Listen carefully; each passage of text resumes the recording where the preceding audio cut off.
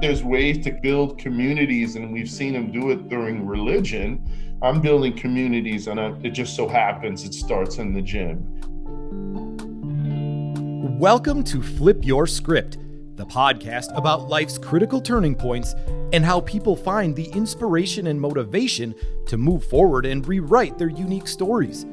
Flip Your Script is produced by Media Minefield, a public relations firm passionate about the power of sharing stories. Specializing in earned and social media, Media Minefield helps clients take control of their unique story and message. The show is hosted by Christy Peel, founder and CEO of Media Minefield, who flipped her script from an Emmy-winning journalist to a successful entrepreneur and speaker. A logo that started in one gym in Harlem is now available at Puma. Syn Martinez is the man behind the brand AfroBrutality. Long before Syn was an athlete or trainer or logo designer, he was an overworked and overweight sales consultant. Welcome to the Flip Your Script podcast, Syn. Hello, and good morning and afternoon, all that.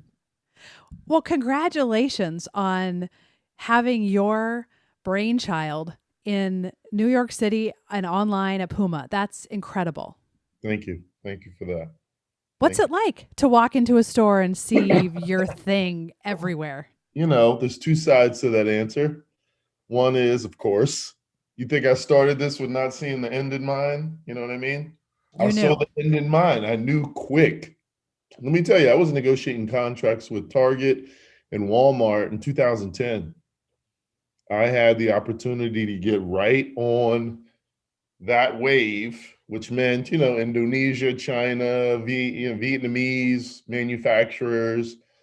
And I just couldn't bring myself to do it. It would have just watered me down right out of the gate. So I held on to my morals and standards, built it from scratch, used my own money and reputation. So I knew what I was doing. I didn't necessarily know who was going to show up, but I knew it was just a matter of time. Interesting you said 2010, because here we sit in 2021. And I think when people see folks who are successful and they read about it, they don't understand the years of work that it actually takes. And you did that. You didn't take the fast path. You took the years of work. You took the marathon, not the sprint. And you talk about that. Do you think it's important for people to hear that so that they know it isn't a overnight success? There's a lot that's important for them to hear. One is I actually just started right in the street, meaning right outside. I didn't go big first. I realized that this was something that was going to take a considerable amount of time, effort, energy, creativity, imagination, connections, money. So I just made it very simple. I said, I'll just start right in my neighborhood with the people that I know and people that I respect, get their objective opinion on what they think. I won't lead them in any answer. I won't lead them to what I want to hear them say. I will just give them total carte blanche to their exact opinion of what they think of what I'm doing and why I'm doing it. And I just kept it always like that. But I was just a local hero. At the end of the day, I'm just a local hero, right? I focus on Harlem because that's where I got started. And I just never left that energy. I'll tell you, there was a time that I would have been considered unsuccessful. And that's right after I closed my gym on 142nd and 5th Avenue. I closed in 2015 officially. And then people would be considered that unsuccessful, like I failed, right? And by then I was already international. So I realized how far away my message was going, which was intoxicating, right? Africa, Asia, New Zealand, Australia, Ireland. I'm literally sending packages to these places. So to have to reel all that back in and say, wait a minute, let's get back to the basics, and then just play with the basics, learning all the different gyms in Manhattan, learning hey, now when I went to those gyms, they already knew I was. Oh, wow.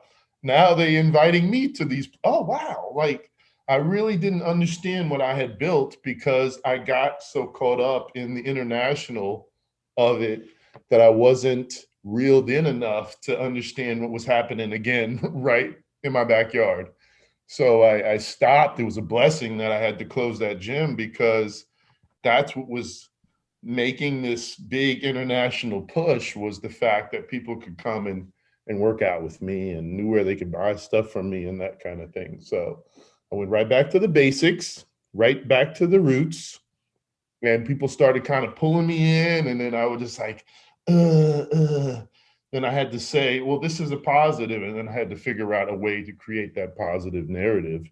And then as soon as I went right back to being the local hero and being everywhere people invited me, I just got the opportunity to see what we're seeing right now. There's a lot to unpack there. One of the things you said that really is a theme in people that I talk with on this podcast, and people who have had to struggle through some things to get to success, whatever that is defined for them, is that you had what appeared to be on the outside of failure. You closed your gym, and yeah, right, with quotes, we failed, because if you learn something, you don't actually fail. And you didn't let that crush you. So what spirit was inside of you or around you that allowed you to keep going with this dream and not saying, well, that was fun, I'm locking that up and moving on to something else? What got me through that was total anger, just complete and utter anger, disappointment, arrogance, machoism, egotistical, you name it. That's what got me through that failure. So I had done so much for so many people that I was able to kind of mentally make a list. And these were the guys that said, Syn, if you ever find yourself in an issue, give me a call. Syn, if you need anything, brother, dial me up, man. I'm there. So I made a list mentally, sometimes physically, and said, just, hey, good morning, good afternoon. How are you? How's everything? And that list got smaller and smaller and smaller. And it really came down to 3 people, after a list of who knows how many, dedicated this, that. So I went through the period of, no one's really about their word. Everyone's just fronting, everyone's lying, everyone's posturing. So I went through that with hate. I went through that with that disappointment. I went through that, and I just stayed in that energy until I knew it was gone. So I dug as deep as I could. I was arguing with guys on Facebook. I went and posted stuff about what was going on and how I got stuck in this situation where I looked like a failure. I put it all out there, and it was so cleansing. It was super cleansing. And when I got to the very, very, very bottom of it, and you can tell, I was like, okay, there it is. And I got to the super bottom of it, and I didn't realize the bottom of it was my relationship with my son. I was like, that was the one thing I didn't really put into motion. When you're thinking business, you're thinking, failure, you're thinking next level, what am I doing? What's the pivot? That one last piece was my son. And when I got to it, and then I said, oh, then everything made sense. And then I was able to really, that's how I knew, at least anger wise, disappointment wise, I got to the very bottom. And then I was able to build from there. Most people do that with a therapist. And don't do that work, publicly and the way that you described it. But you went through all the emotions to get to the root cause, dealt with that, and then, so basically you're broken down to build back up, and leaned into the emotion, all of it, instead of walking away from it, because it's never going away. Just, are you going to deal with it now, or are you going to deal with it later? Because at some point you're dealing with it. So you dealt with all the feelings, got in a different kind of relationship with your son, and were able to take the voice and the brand that you had and get it to the stage it is now. Right. So I'll talk about the brand and the voice, because Great your question. voice and brand is so clear and so on message. And as a warning to our family friendly show, before you go to Syn's Facebook page or Instagram, know that he enjoys the F word. And Yes. that's part of your brand. That is who you are, and that is part of your Historical, brand, and you're very not cleaning that historical. up for anyone. Nope.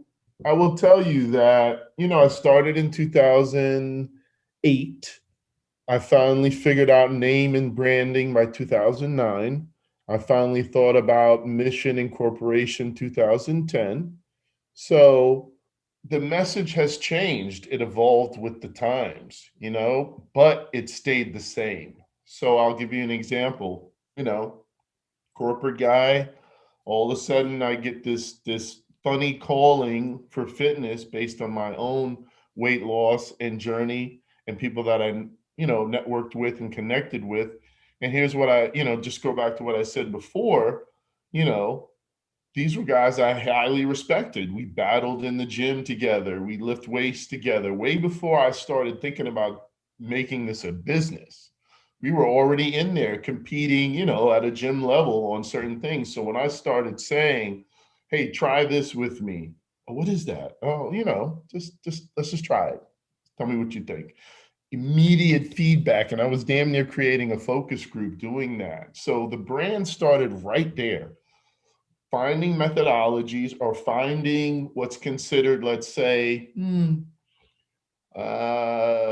fitness industry leading, right? Or those type of nuggets or words or buzzwords. I became a specialist in being able to find the paleo. I found paleo in 2007 while I was training for a triathlon.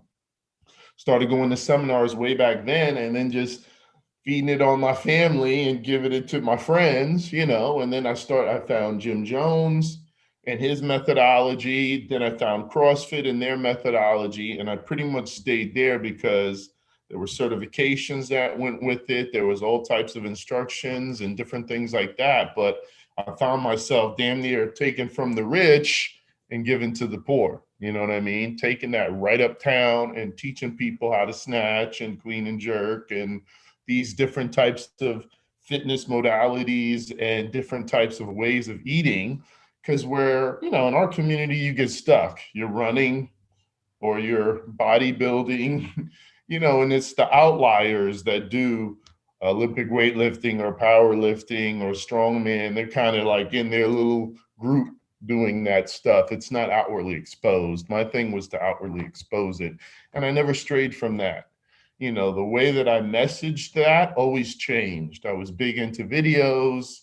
I was bigger into showing different athletes and what they could do competitively or individually and how they trained to get there.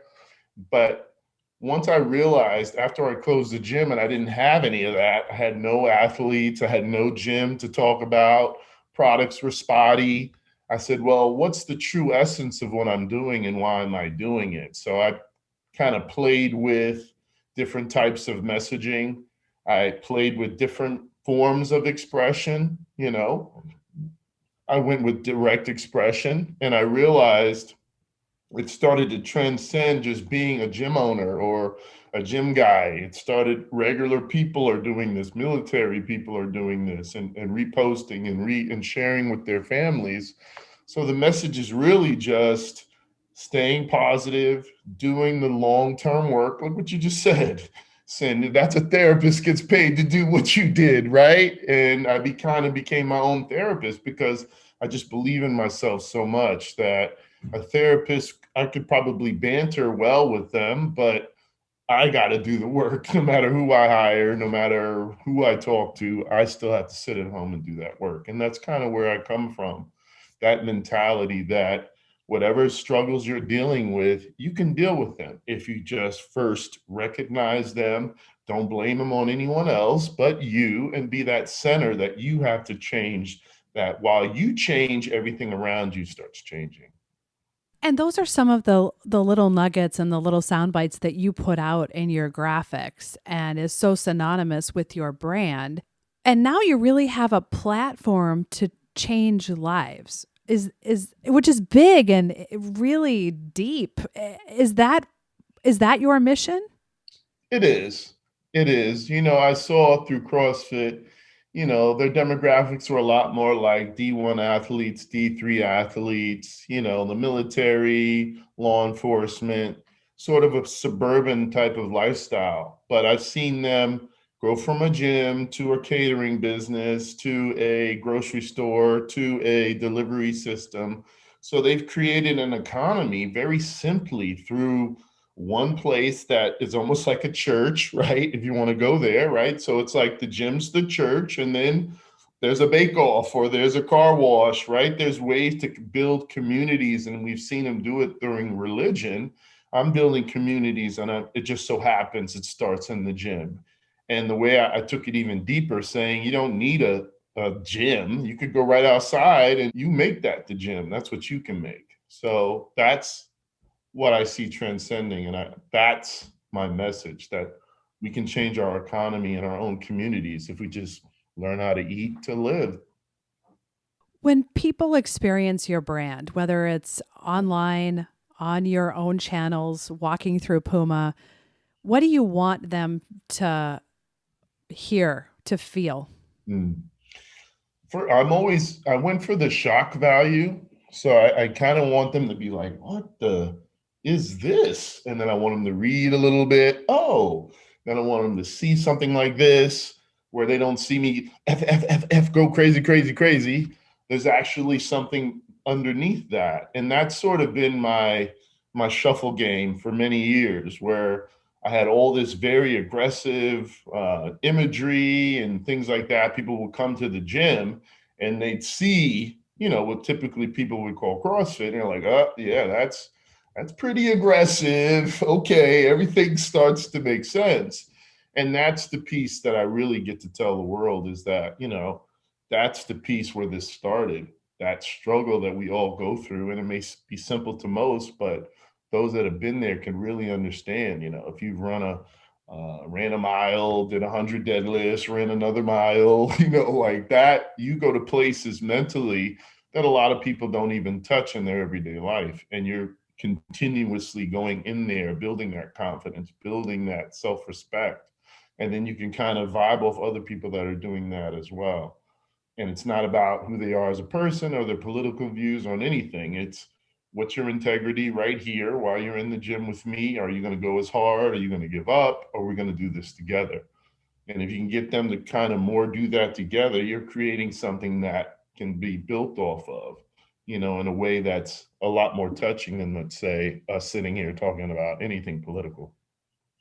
Something that is synonymous with your brand is the tagline. I don't know if that's the right word, but tagline of powerlifting to the people. Mm. And a lot of your imagery and vibe goes back to your parents and what you saw and experienced as a child. And that, in today's age, in a post George Floyd racial reckoning age, has a different importance, has a different audience. Maybe people are looking at that in a different way. So can you talk about what that means to you, and how it was in your own home, and what it means today? Okay, sure.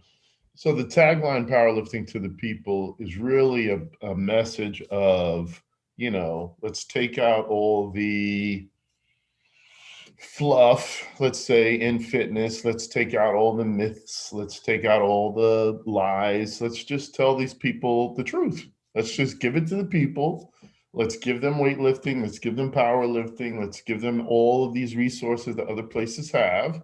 And let's really balance the scales in fitness. Let's really, if we get the kids now, we get the high school kids now, we get the elementary kids now, and we just go through a simple system to figure out where they're at and what, expose them to as much as they want, and let's see what they gravitate towards. I know a weightlifter. I met him in 2010. His name is Kendrick Ferris, and he's been to the Olympics 3 times.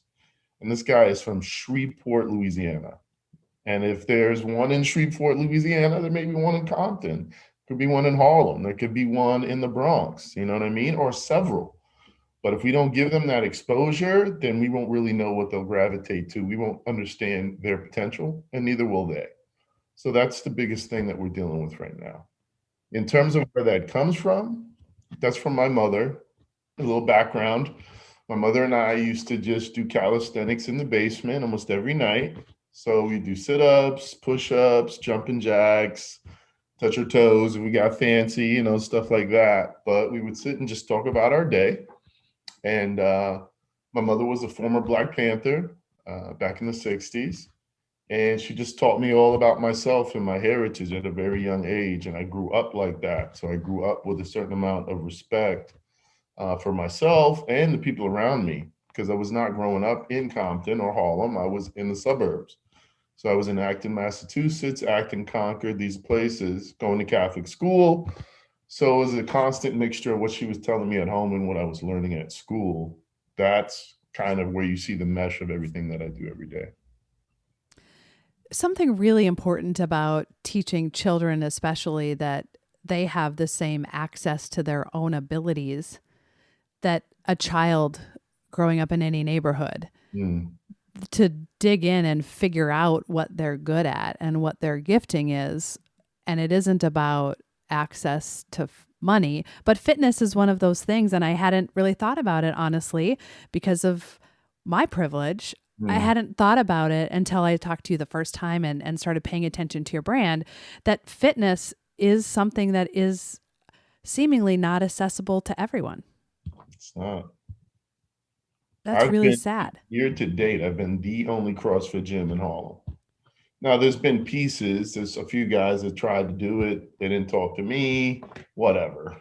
That also is sort of like the ununification, even in our own community, right? Where I can't just go to you and say, because you're doing something or did it first or whatever.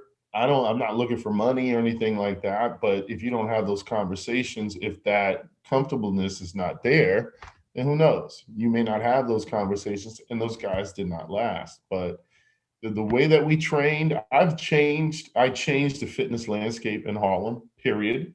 It didn't go as deep as I wanted it to. A lot of it is still a little renegade, this and that. There's no official gyms for that. But the way that people train in New York City as a whole, but Harlem especially, is totally different since I hit the scene. But nothing official. So that's a shame. But you're not done yet. True. There's that. There's that. I'm just talking about the last 14 years. You know what I mean? Like, you would think, because these guys, it was funny. It was every single trainer in Harlem I used to train. So all these trainers and all these New York sports, I trained all these guys. And Equinox, I trained them all. So they started putting in little things that I was teaching them and what they were doing. I mean, no hate, but that's not how you unify. You know what I mean? We all stick together. We all figure out a way. We all pool our money. We all get a big place. We all eat. So it's a process, like you said. I really didn't want to be that guy, that could just do what I'm doing. I wanted it to be more like a collective. And don't get me wrong, I've got plenty of guys that support me and all that, but I wanted it to be a stronger, unified front before something like, Puma showed up. And now it's more like, okay, now that Puma's here, you're taking me seriously? Cool. Like if that's what it took, all right. Can we play ball now? You know what I mean? So Puma obviously has taken you seriously and put you all over and has given you this different platform. Who is your audience? Is it everyone? Do you have a specific audience? Well, I've realized if you just stay with, things that are very local and synonymous for who you are, and you don't you just stay in that nice little bitty lane, it'll take you a while. But now that someone like them have showed up, it's clear my little way works. It's working. If it's not broke, there's no reason to fix it, if that makes sense. What's your dream for your brand and your message? I want to see the landscape in our communities change There's one juice bar here, and then there's one vegan spot way over there. If that was more of a collective where everyone can you can mix in the gym stuff, mix in how you eat. If we can make that more of a collective in every single community, let's say around this country, let alone around the world, that's where I'm going for. How long it'll take, we'll see. But that's what I'm going for. I want to change the community right from the inside. Get everybody just create their own jobs and support each other as we go along with it. And when you talk about the working out and fitness and health and eating styles, that's physical health. And what is so cool about what you're doing is that your graphics and your messaging is about mental health as well. And being healthy holistically, because those two things happen at the same time. And when we have unhealthy people, we have unhealthy communities. When we have unhealthy communities, we have all sorts of things happening, which we've seen in the world when we have unhealthy communities. So when did the mental health and the positivity messaging mesh with the physical health? That's good.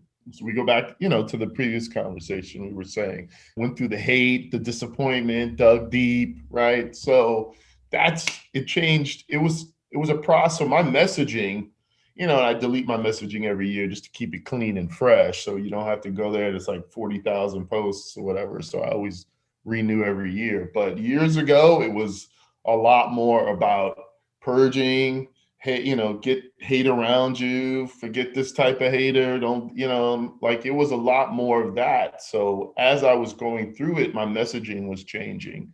And there's plenty of references when that actually happened, because people started messaging me like, oh my God, I'm so glad you're more positive now. It was crazy to see you go through that, but I'm glad you're here now. So as my brand changed, it was, a direct reflection as my messaging was changing as well. We talked last time and you said something that has stuck with me, and I want to make sure that you talk more about it here. You talked about how when different opportunities have come to you, you haven't been ready. And there's a lot of importance and value in doing work and getting ready so that when the opportunity comes, you're ready. You talked about it like someone's going to tap me in, right? Can you talk about that? Because I think it's such an important point for anyone, whether you care about fitness or you have anger or whatever it is you're going through, this idea of doing the work to prepare for something that you don't even know what you're preparing for. Right. So it's a healthy dance, right? So in 2017, I have if you Google AfroBrutality, one of the top results would be this BuzzFeed Health that they did for me about 4 years ago. And racial, everything's in there. They did a nice 17-minute video. It's beautiful, right? So I started getting calls from NBC, all these other places that believed I had all this media. I mean, like, wow, look at this. You've got all this history. You've got to have it documented somewhere in some sort of way. And I was just kind of like, well, no, I've got, some pieces here, some pieces here, some pieces here. And over again, I kept hearing people say, you've got to centralize your media. You've got to make sure there's one place for everybody to get whatever it is that you're messaging at that particular moment. The other thing was, once NBC came into play, it was more about how to take that messaging and create it visually, with audio, with visual. How do you tell that story? So I wasn't ready, and after going back and forth with them, we just kind of left it on the table. So I fast forwarded, I called everyone I could, every favor I could to create this media that now when someone like Puma comes, before they came, I was sending them everything. So I had the VP of marketing, we were texting each other. I said, girl, just, don't answer your phone, put me on mute for like 3 days, because I'm going to send you everything and you take a look at it. You tell me what you think. And sure enough did. And we sure enough are sitting here now based on that. And the magic happened because you did the work, not because you were discovered. I mean, to some degree, BuzzFeed was the fuel, But to get to the Puma place, you did the work and hustled. I mean, very gritty, picking up the phone, doing old school, hardcore, Yeah. fighting for yourself. Oh, yeah. And I want people to understand it's a healthy dance. It took me a minute to make myself feel like I wasn't being run by my customer or client, right? I was happening in the gym, right? So it kind of started at that level because they were representatives of the brand as well.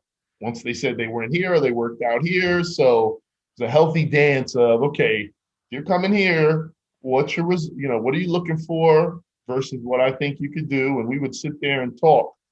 So as it became more of like a brand management, I did the same thing. I was just like, okay, this is where we're at. This is where we want to be. How are we going to get there? What's the point? And constant buy-in. I'll tell you, probably from up to the BuzzFeed. So I'd say probably 2 years up to the BuzzFeed. Everyone was every day like, Syn, what are you doing? Like, you got to tone that language down. You're going to miss the big corporate clients. You got to tone it down. So about 2 years, I was just like, I don't care. This is how I feel. This is what I want to say. I'm saying exactly how I feel every day. I'm going to lose. If this is how I actually feel, how about I lose? How do I lose in that scenario? And for those 2 years, then I got the BuzzFeed. And then, there was that preparation time.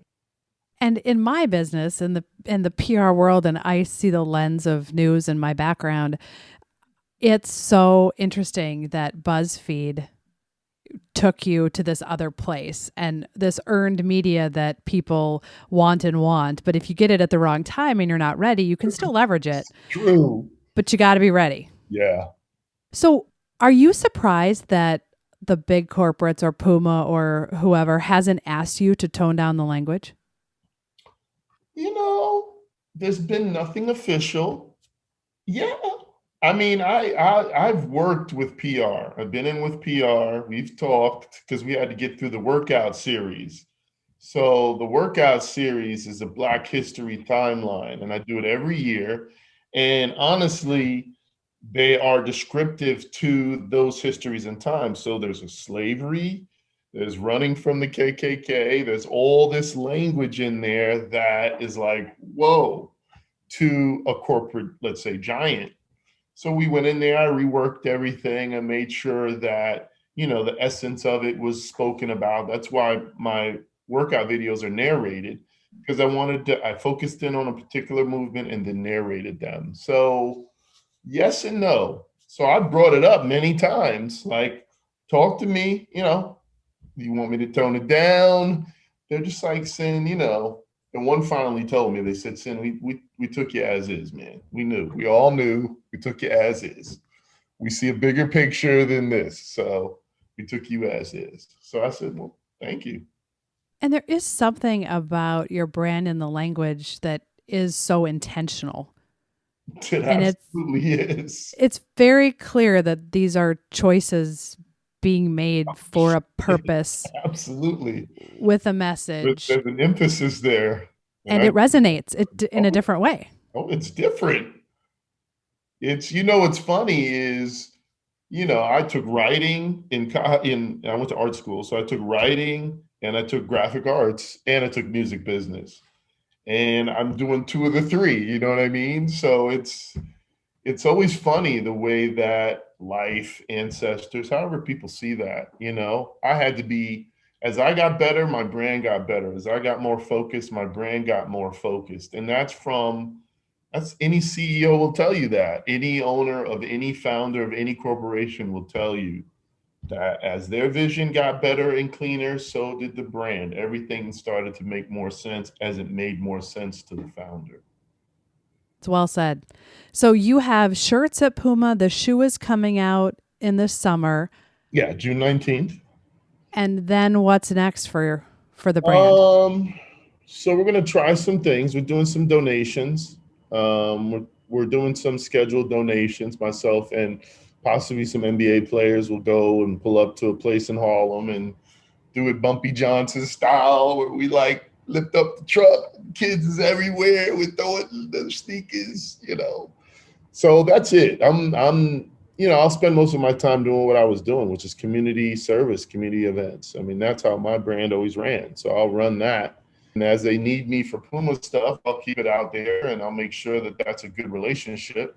But, I'll just keep it where I'm at with the grassroots and just give it to the babies, man. Give it to the kids. Let's see what they can do with it, man. I think we'd all be amazed. In my 14 years, I've seen some pretty amazing human beings, let alone children. I'll tell you, just real quick.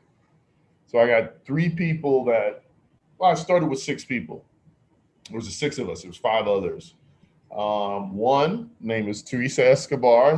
She's going to be mad I tell this, right? But, she, in her first marathon, she came in 4th place, her very first marathon. And I'm not talking wow, age group. I'm talking like 4th place, period. She immediately qualified for Boston. Just so happened that she got plantar fasciitis and she didn't want to go. And they actually bombed the Boston Marathon that year. So we were counting our blessings. But she's qualified New York every year. I think she just broke the 3-hour mark. So she's a beast.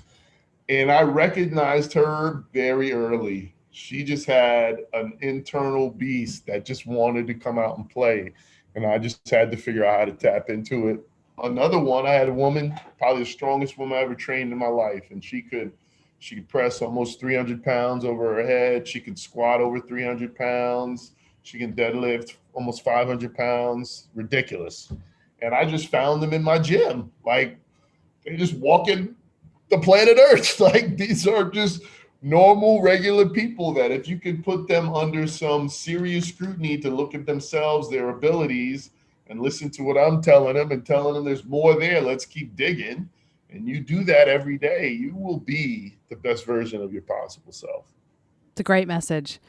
The last thing that I ask everyone on the podcast is there a quote or song or mantra or something that has helped you to stay motivated in the ongoing and never-ending process of flipping your script? Oof. There's a bit of all of that, but I always leave with this. Like, I found a little piece of originality when I was about 6 years old, and it started off as a vision of pretty much Ghost Rider. But because, I'm Black, I'm not necessarily seeing fire every time his skull is on, Sometimes those comics came in black and white. So I would see an afro, and I kept seeing this afro with a skull or a skull with an afro. How you want to see that? And to be able to sit here, I'm 50 years old and sit here 44 years later, and this little boy is watching this thing become an international, officially brand is pretty amazing. So I always say that there's got to be something that all of us have that's just one little stupid thing. And at the end of the day, I'll be known as AfroBrutality, right? That's my little gift to the world, right? This is my little I was here. So we got one thing. All of us got one little thing. And if, I challenge everyone to just dig for that, and you'll get clues, when you see childhood things that you just can't let go of, just try to become a part of that. It'll make you feel better. Thank you for sharing your story. Of course, we'll put links to your social and where they can buy AfroBrutality on the website. It's been a pleasure to hear more of your story. And the challenge you give to people is so applicable to everyone, everywhere. In listening to Syn's story, there's so many gems and nuggets of truth. To wrestle with your emotions, do the hard work. Take the time to find your voice and don't let anyone quiet you. Health, it's not just physical, it's not just mental, it's both. Find the learning in the failure, and everyone should have access to uncover their ability. My hope is that Syn's story empowers you to believe you're capable of more than you think, to discover motivation, to uncover inspiration, and to find the strength to turn the page. Thank you for listening to Flip Your Script, hosted by Christy Peel and produced by Media Minefield. If you like our message, please be sure to give us a 5-star rating, subscribe to the show, and share our episodes with your family and friends. Do you or someone you know have a story about flipping your script? We'd love to share it. Contact us on our website, flipyourscriptpodcast.com. To stay up to date on all things Flip Your Script, make sure to follow host Christy Peel on social media. You can also check out the website for pictures, resources mentioned in the show, and other great episodes.